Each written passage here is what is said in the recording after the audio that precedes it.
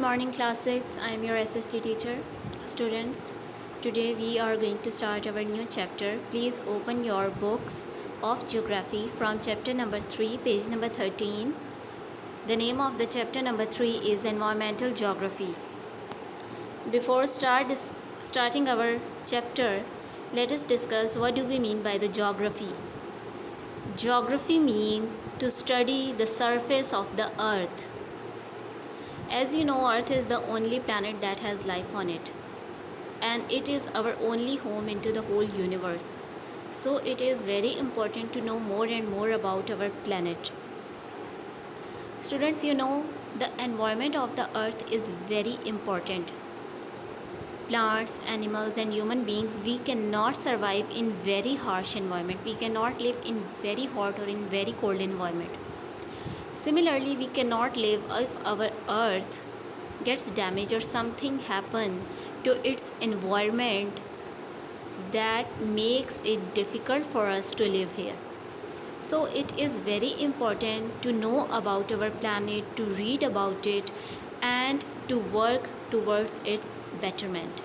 And geography is the science or a subject that help us to learn more and more about the earth, its surface, and how can we improve the life not only for us but also the quality of it for human beings and other organisms that are living here. Let's start our chapter.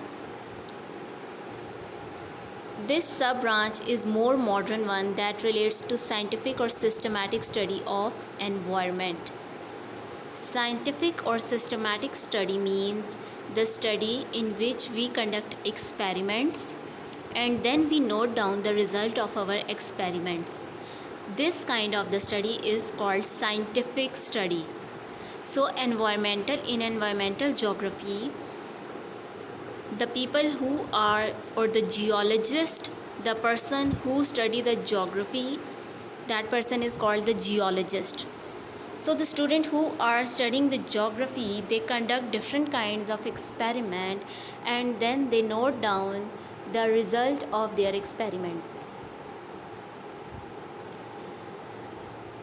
As we can understand, this study is important because we have made huge technological progress. The study of our earth is very important because, students, you know, human beings, we have progressed a lot. We have progressed in each and every field. If you look at the medicine, there are so many treatment options available. If you look at the other fields, for example computers, you will see computer everywhere. So he is saying that just like the other branches, it is also very important to know about your planet. And you know, when we are living in our environment, we are constantly making changes to the environment. People, they are cutting trees, they are making homes, they are making buildings on the earth, they are digging the earth, they are taking water out of the earth. These are the different kinds of activity that people are doing, and you know, these activities, they affect our environment, they damage our environment, they damage our earth. So it is very important that we should know how can we minimize the damage, and the branch that help us to study all these things, that is environmental geography.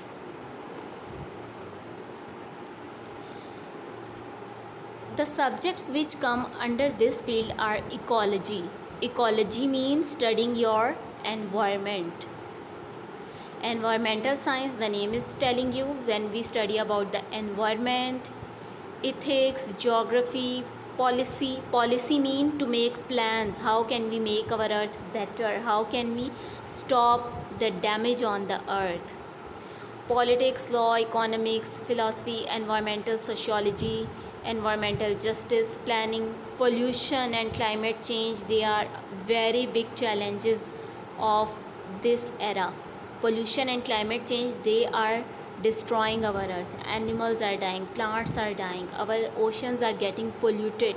Our earth is becoming like a cane of poisonous gases and poisonous water because of the pollution.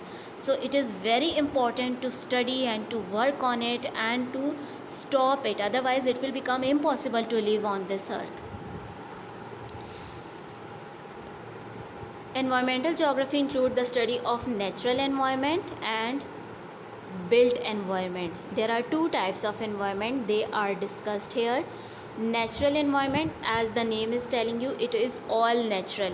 When we do nothing on our part, we do not make anything there, we do not make any change there. For example, a natural forest, a natural jungle, a desert, a ocean, when we do no activity there, we try to not change anything there, such environment is called natural environment. And the built environment is an environment which is not natural, which is man-made, and it is made, usually the built environment are made to live, to make housing societies, to accommodate the human beings. There are many examples of the built environment. Parks, please look at them.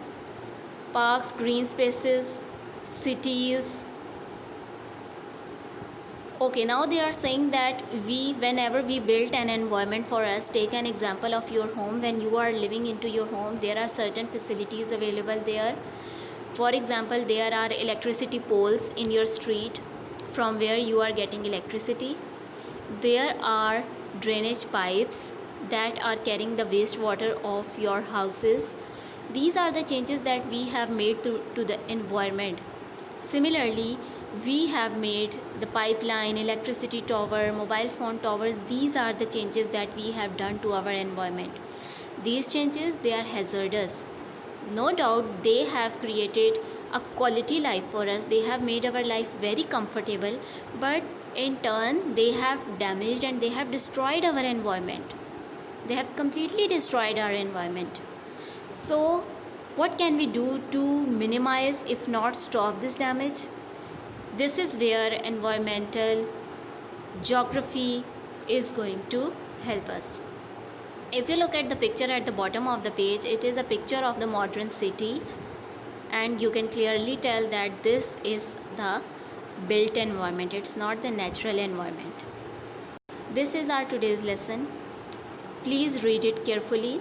If you are having any kind of difficulty in understanding any part of it, please do let me know so I can help you out. Thank you, students. Take care.